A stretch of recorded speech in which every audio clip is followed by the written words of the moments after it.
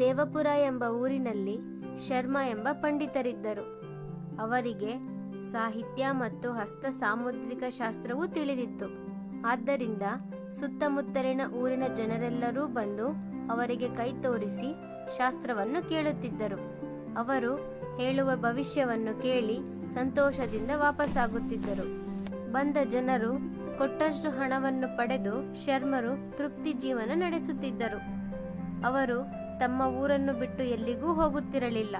ಶರ್ಮರ ಖ್ಯಾತಿ ರತ್ನಪುರದ ರಾಜ ದೇವವರ್ಮನ ಕಿವಿಗೆ ಬಿದ್ದಿತು.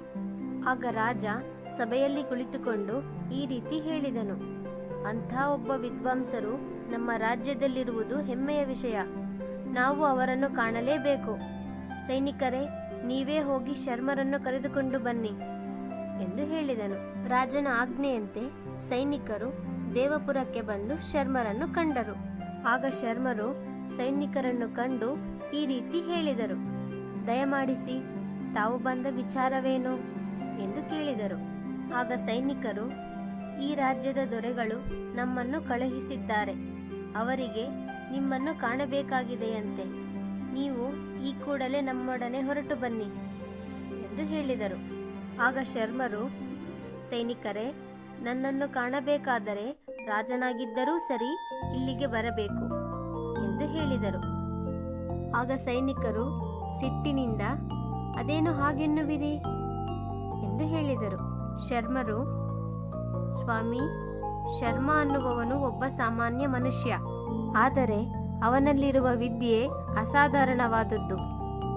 ನೀವು ನನ್ನನ್ನು ಹುಡುಕಿಕೊಂಡು ಬಂದಿರಾ ಅಥವಾ ನನ್ನಲ್ಲಿರುವ ವಿದ್ಯೆಯನ್ನು ಹುಡುಕಿಕೊಂಡು ಬಂದಿರಾ? ನೀವು ನನ್ನಲ್ಲಿ ಅಡಗಿರುವ ವಿದ್ಯೆಯನ್ನಲ್ಲವೇ ಹುಡುಕಿಕೊಂಡು ಬಂದದ್ದು. ಆದ್ದರಿಂದ ಆ ವಿದ್ಯೆಯನ್ನು ಗೌರವಿಸುವವರಿಗೆ ಮಾತ್ರ ಇಲ್ಲಿ ಸ್ಥಾನ ಎಂದು ಸೈನಿಕರಿಗೆ ಹೇಳಿದರು. ಆಗ ಸೈನಿಕರು ಅಲ್ಲಿಂದ ಹೊರಟರು. ಸೈನಿಕರು ರಾಜನ ಬಳಿಗೆ ಬಂದು ಅಲ್ಲಿ ನಡೆದ ವಿಷಯವನ್ನೆಲ್ಲ ವಿವರಿಸಿದರು. ರಾಜ ದೇವದತ್ತ ಸಿಟ್ಟಿನಿಂದ, ಏನು, ನಾನೇ ಅವರಲ್ಲಿಗೆ ಹೋಗಿ ನೋಡಬೇಕೇನು ಎಂದು ಪ್ರಶ್ನಿಸಿದ. ಮರುಕ್ಷಣವೇ ಶಾಂತನಾದ. ಸರಿ ಸರಿ, ಅವರ ಮಾತಿನಂತೆಯೇ ಅವರು ಇರುವಲ್ಲಿಗೆ ಹೋಗಿ ನೋಡೋಣ ಎಂದು ರಾಜ ಪರಿವಾರ ಸಮೇತ ಶರ್ಮರ ಮನೆಗೆ ಹೊರಟನು.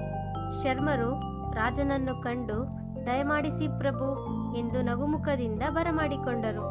ಶರ್ಮರೇ, ನನ್ನ ಹಸ್ತವನ್ನು ನೋಡಿ ಫಲವನ್ನು ತಿಳಿಸಿ. ನಿಮ್ಮ ಭವಿಷ್ಯ ಸತ್ಯವಾಗಿರಬೇಕು.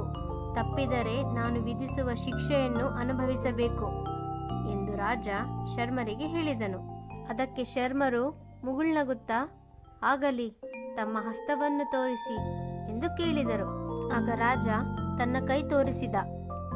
ಶರ್ಮರು ರಾಜನ ಕೈಯನ್ನು ನೋಡಿದರು. ಅವರ ನೋಟದಲ್ಲಿ ಅಚ್ಚರಿ ತುಂಬಿತು. ಅವರ ನೋಟ ಸ್ವಲ್ಪ ಸ್ವಲ್ಪವಾಗಿ ಮಾರ್ಪಟ್ಟಿತು. ಈ ಕೈ ಹಿಂಜರಿದರು. ಆಗ ರಾಜ, ಕಂಡದ್ದನ್ನು ತಿಳಿಸಿ, ಅನುಮಾನ ಬೇಡ ಎಂದು ಹೇಳಿದರು. ಆಗ ಶರ್ಮರು, ಈ ಕೈ ಖಡ್ಗವನ್ನು ಮುಟ್ಟಲೇ ಇಲ್ಲ. ಕೈ ಚಾಚಿ ಸಂಬಳ ಪಡೆಯುವ ಕೈ ಇದು ಎಂದು ರಾಜನಿಗೆ ಹೇಳಿದರು. ರಾಜ ಶರ್ಮರ ಮುಖವನ್ನು ಸಿಟ್ಟಿನಿಂದ ನೋಡಿದನು. ಅಲ್ಲಿಯೇ ನಿಂತಿದ್ದ ಸೈನಿಕರ ಕಡೆಯಿಂದ ಒಬ್ಬ ಮುಂದೆ ಬಂದ. ತನ್ನ ಮಾರುವೇಷವನ್ನು ತೆಗೆದನು. ಆದರೆ ಅವನೇ ನಿಜವಾದ ಅರಸನಾಗಿದ್ದನು. ರಾಜನು ಶರ್ಮರ ಪಾಂಡಿತ್ಯವನ್ನು ಪರೀಕ್ಷಿಸಲು ತನ್ನ ಆಸ್ಥಾನದಲ್ಲಿದ್ದ ಒಬ್ಬ ವ್ಯಕ್ತಿಗೆ ರಾಜನ ಬಟ್ಟೆಯನ್ನು ತೊಡಿಸಿ ಕರೆತಂದಿದ್ದನು. ಗುಟ್ಟು ಬಯಲಾಯಿತು. ರಾಜನಿಗೆ ಸಂತೋಷವಾಯಿತು. ಶರ್ಮರನ್ನು ಹೃತ್ಪೂರ್ವಕವಾಗಿ ಸನ್ಮಾನಿಸಿದನು. ಮಧುರಾ ಎಂಬ ರಾಜ್ಯದಲ್ಲಿ ಹರ್ಷವರ್ಧನ ಎಂಬ ರಾಜನಿದ್ದನು. ಅವನಿಗೆ ದೇವಿಕಾ ಎಂಬ ಮಗಳಿದ್ದಳು. ಅವಳು ಚಿತ್ರಕಲೆಯಲ್ಲಿ ಆಸಕ್ತಿ ಹೊಂದಿದ್ದಳು. ದೇವಿಕಾಳ ಚಿತ್ರಕಲೆ ಎಲ್ಲೆಲ್ಲೂ ವಿಖ್ಯಾತವಾಗಿತ್ತು. ಎಷ್ಟೋ ದೇಶಗಳ ರಾಜಕುಮಾರರು ಅವಳನ್ನು ವರಿಸಲು ಮುಂದಾಗುತ್ತಿದ್ದರು. ಆದರೆ ವರಿಸಲು ಅವಳ ರಾಜ್ಯಕ್ಕೆ ಬಂದಾಗ ಜನರು ಹೇಳುವ ಮಾತು ಕೇಳಿ ಹಿಂದೆ ತಿರುಗುತ್ತಿದ್ದರು. ಏಕೆಂದರೆ ದೇವಿಕಾ ಒಂದು ಮಡಕೆಯನ್ನು ಮುಖಕ್ಕೆ ಹಾಕಿಕೊಳ್ಳುತ್ತಿದ್ದಳು. ಅವಳು ಅತ್ಯಂತ ಕುರೂಪಿಯಾಗಿದ್ದರಿಂದ ಒಂದು ಮಡಕೆ ಹಾಕುತ್ತಾಳೆ. ಕಣ್ಣು ಮೂಗು ಇರುವ ಜಾಗದಲ್ಲಿ ಮಾತ್ರ ಚಿಕ್ಕ ಚಿಕ್ಕ ತೂತುಗಳಿವೆ ಎಂದು ಜನರು ಹೇಳಿಕೊಳ್ಳುತ್ತಿದ್ದರು.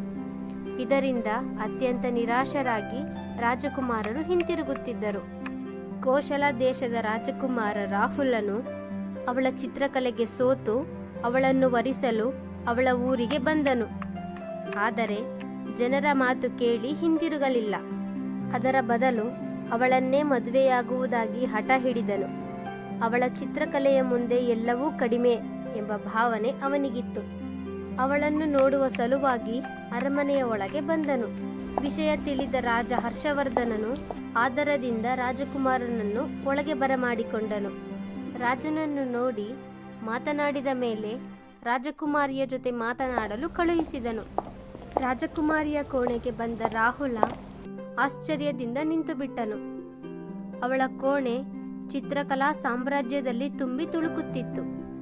ರಾಜಕುಮಾರಿ ಅವನನ್ನು ಆದರದಿಂದ ಬರಮಾಡಿಕೊಂಡು ಮಾತನಾಡಿಸಿದಳು. ಅವಳ ಮುಖದ ಮೇಲಿನ ಮಡಕೆ ರಾಜಕುಮಾರನ ಗಮನಕ್ಕೆ ಬರುವ ಬದಲು ಅವಳ ಕಲಾವಂತಿಕೆಯನ್ನು ಶ್ಲಾಘಿಸುವಂತಿತ್ತು. ಏನೇ ಆಗಲಿ ಇವಳನ್ನೇ ಮದುವೆಯಾಗಬೇಕೆಂದು ದೃಢ ನಿರ್ಧಾರ ಹೊಂದಿ ಹೊರಗೆ ಬಂದನು. ಅವಳ ತಂದೆಯ ಜೊತೆ ಮಾತನಾಡಿ ತಾನು ದೇವಿಕಾಳನ್ನು ಒಪ್ಪಿರುವುದಾಗಿ ತಿಳಿಸಿದನು. ವಿವಾಹದ ದಿನ ಗೊತ್ತು ಮಾಡಿದರೆ ತಾನು ತನ್ನ ಪರಿವಾರದೊಡನೆ ಬರುವುದಾಗಿ ತಿಳಿಸಿ ತನ್ನ ಊರಿಗೆ ಹೊರಟನು. ಇದರಿಂದ ಅತ್ಯಂತ ಆನಂದಗೊಂಡ ದೇವಿಕಾಳ ತಂದೆ ಶುಭವಾರ್ತೆಯನ್ನು ಎಲ್ಲೆಡೆಯೂ ಪ್ರಕಟಿಸುವಂತೆ ತನ್ನ ಸೈನಿಕರಿಗೆ ಹೇಳಿದನು. ವಿವಾಹದ ಸಿದ್ಧತೆಗಳು ಭರದಿಂದ ನಡೆಯುತ್ತಿದ್ದವು. ರಾಹುಲನ ತಂದೆ ತಾಯಿಯರಿಗೆ ಸೊಸೆಯಾಗುವವಳು ಮುಖಕ್ಕೆ ಮಡಕೆ ಹಾಕಿಕೊಂಡಿದ್ದಾಳೆ ಎಂದು ಈ ಮದುವೆ ಅವರಿಗೆ ಇಷ್ಟವಿರಲಿಲ್ಲ. ಆದರೂ ರಾಹುಲನು ಹಠ ಹಿಡಿದು ತನ್ನವರನ್ನೆಲ್ಲ ಒಪ್ಪಿಸಿ ವಿವಾಹದ ಇಂದಿನ ದಿನ ದೇವಿಕಾಳ ಊರಿಗೆ ಕರೆತಂದನು. ರಾಜಕುಮಾರಿಯ ಮದುವೆ ದಿನ ಬಂದೇ ಬಿಟ್ಟಿತು. ರಾಹುಲನು ಹಸೆಮಣೆ ಮೇಲೆ ಕುಳಿತ ನಂತರ ರಾಜಕುಮಾರಿಯನ್ನು ಕರೆತರಲು ಪುರೋಹಿತರು ಹೋದರು.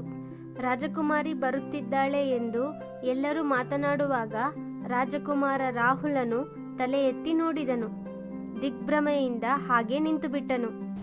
ಈ ಸೌಂದರ್ಯವತಿ ಎಲ್ಲಿಂದ ಬಂದಳು ಎಂದು ಆಶ್ಚರ್ಯವಾದನು. ಅವನ ಮನವನ್ನು ಅರ್ಥ ಮಾಡಿಕೊಂಡವನಂತೆ ರಾಜ ಹರ್ಷವರ್ಧನ ರಾಹುಲನ ಬಳಿಗೆ ಬಂದು ಈ ರೀತಿ ಹೇಳಿದನು. ಇದು ಒಂದು ಪರೀಕ್ಷೆ. ನಮ್ಮ ರಾಜಕುಮಾರಿ ಎಲ್ಲರನ್ನು ಪರೀಕ್ಷಿಸಲು ಮಾಡಿದ ನಾಟಕ. ಕಲೆಗೆ ಯಾರು ಮನ್ನಣೆ ಕೊಡುತ್ತಾರೆಂದು ನನ್ನ ವಾದ. ಈ ಪರೀಕ್ಷೆಯಲ್ಲಿ ನಾನು ಸೋತೆ. ದಯಮಾಡಿ ನಮ್ಮನ್ನು ಕ್ಷಮಿಸು ಎಂದು ರಾಹುಲನ ಬಳಿ ಕೇಳಿಕೊಂಡನು. ಇದರಿಂದ ಅವನ ಪರಿವಾರದವರಿಗೆಲ್ಲ ಅತ್ಯಂತ ಸಂತೋಷವಾಯಿತು. ರಾಜಕುಮಾರನಾದ ರಾಹುಲನಿಗೂ ಅಷ್ಟೇ ತುಂಬಾ ಸಂತೋಷವಾಯಿತು. ಮದುವೆಯಂತೂ ಅತ್ಯಂತ ವಿಜೃಂಭಣೆಯಿಂದ ನೆರವೇರಿತು. ಮುಂದೆ ರಾಹುಲನು ರಾಣಿ ದೇವಿಕಾಳೊಂದಿಗೆ ಸುಖವಾಗಿ ಬಾಳಿದನು. ಈ ವಿಡಿಯೋ ತುಂಬಾ ಚೆನ್ನಾಗಿದೆ ಚಿಂಟಿ. ಇನ್ನು ಈ ತರ ವಿಡಿಯೋ ನೋಡ್ಬೇಕಂದ್ರೆ ಏನ್ ಮಾಡ್ಬೇಕು? ಹೌದಾ, ತುಂಬಾ ಸುಲಭ. ಆಕಾಶ್ ರಾಘವೇಂದ್ರ ಅನ್ನೋ ಯೂಟ್ಯೂಬ್ ಚಾನಲ್ ಇದೆ, ಅದನ್ನ ಸಬ್ಸ್ಕ್ರೈಬ್ ಮಾಡ್ಕೊ. ಹಾಗೆ ಪಕ್ಕದಲ್ಲಿರೋ ಬೆಲ್ ಐಕಾನ್ನ ಕ್ಲಿಕ್ ಮಾಡು. ಅವರು ವಿಡಿಯೋ ಅಪ್ಲೋಡ್ ಮಾಡಿದ ತಕ್ಷಣ ಮೊದಲನೇದಾಗಿ ನಿನಗೆ ನೋಟಿಫಿಕೇಶನ್ ಬರುತ್ತೆ. ವಿಡಿಯೋ ನೋಡಿದ ತಕ್ಷಣ ಲೈಕ್, ಶೇರ್, ಕಮೆಂಟ್ ಮಾಡೋದನ್ನ ಮಾತ್ರ ಮರಿಬೇಡ. ಆಗ ಈ ರೀತಿ ವಿಡಿಯೋಸ್ ನೋಡ್ಬೋದು. ಆಯ್ತು ಚಿಂಟಿ, ಈಗಲೇ ಮನೆಗೆ ಹೋಗಿ ಆಕಾಶ್ ರಾಘವೇಂದ್ರ ಅನ್ನೋ ಯೂಟ್ಯೂಬ್ ಚಾನಲ್ನ ಸಬ್ಸ್ಕ್ರೈಬ್ ಮಾಡ್ಕೊತೀನಿ. ಹಾಗೆ ನೀವು ಕೂಡ ಈ ಚಾನಲ್ನ ಸಬ್ಸ್ಕ್ರೈಬ್ ಮಾಡ್ಕೊಳ್ಳಿ ಫ್ರೆಂಡ್ಸ್. Thank you.